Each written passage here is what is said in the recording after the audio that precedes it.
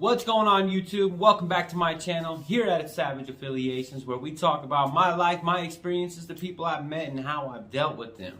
So if you're new to my channel, please, I'm gonna go ahead.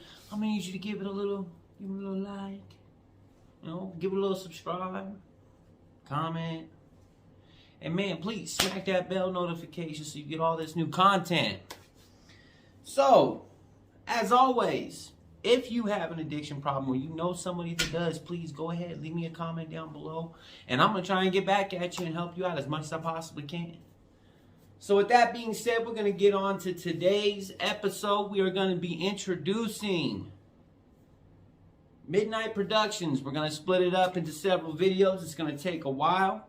So I'll do other videos in between. Keep y'all engaged. Come back for the part 2. So we're going to have to go and we're going to have to take it back. I heard about them when I was about 18. I knew this chick. She was dating my best friend at the time. And he was one that kind of, he put me on the game with, selling, doing that type of hustle and all that. So, she was pretty, she was pretty crazy, like she had a lot of issues. She claimed, you know what I mean? I can't say it for sure because, it was one of them things. But she, her dad was supposedly, had to do with Hell's Angels. You know what I mean? So, with that being said, they, said something about she was the princess, and that's what she was always talking about.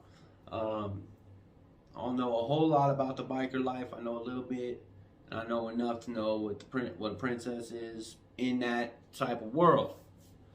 Did we ever find out for sure? No. That was the claim. This is when I got introduced to it. So she used to always be paranoid as fuck. You know what I mean? She was always, and, yeah, she smoked meth and shit like that. So that played a huge part into it. You know what I mean? As it does, always with a lot of shit. So you got to take that into account as well. I'm just saying, I'm introducing you guys to how I was introduced and heard about it. Because I didn't hear about it for a long time after this. Only from her, you know what I mean? And then I started moving and grooving in the streets in different areas. And then I started meeting different people, meeting more people. And, that's just how I got, learned more about them, but it was still so secretive because I wasn't, no matter what, I'm not with that shit. So I wouldn't have been introduced in that way. I was introduced in more like type of aggressive ways or, you'll hear later on. So anyways, she was always she was always paranoid, real weird about shit. So, one day, it's just, bullshitting around, and I asked her, you know what I mean? Like, yo, what's up with, you know what I mean? Is it the funk or what, Like, why you always so paranoid? And that's when she broke it down for me. Apparently she had been kidnapped once already, allegedly, by the so-called Midnight Productions. And at that time, there was a video new to the, because the internet, it was like 2005, so internet was still fairly, it's still new, but it was still pretty new then, you know what I mean? So, most people probably won't even, most of the younger ones, they probably won't even remember the dial-up with the AOL and all that. But there was a bunch of videos. Snuff films were just, were becoming like, I guess more known. I don't know. But they were famous for, making a video that, it was a snuff film. There was two individuals, a male and a female.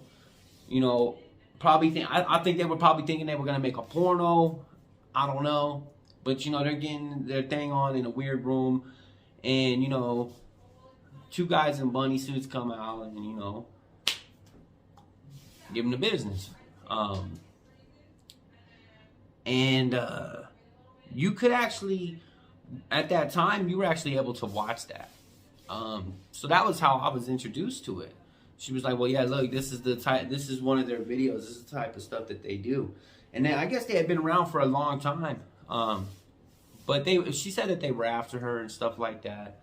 It's hard to really buy into shit that people say like that when they're all high like that, you know what I mean? So you got to take some of that into account as well. But that was just how I got, that's how I got introduced to it. But I didn't hear about it for a real long time, because I wasn't moving and grooving in that type of shit yet. I wasn't trapping that kind of dope. I was, back then, this is like 16, 17 years ago. When I started, I was selling, started off like anybody, most people, not anybody else, but, selling weed, shit like that, and then I got into that, and I was moving up in that, and then, eventually, and then I got introduced to, selling, the coke game, and I fucked with that for a long time. That was, but it wasn't, meth heads are different than coke heads. Heroin heads are different than both of them. You know what I mean? That's just facts. There's a joke. You know what I mean? What's the difference between a crackhead and a tweaker? Shit. Hey, the crackhead just gonna steal your wallet.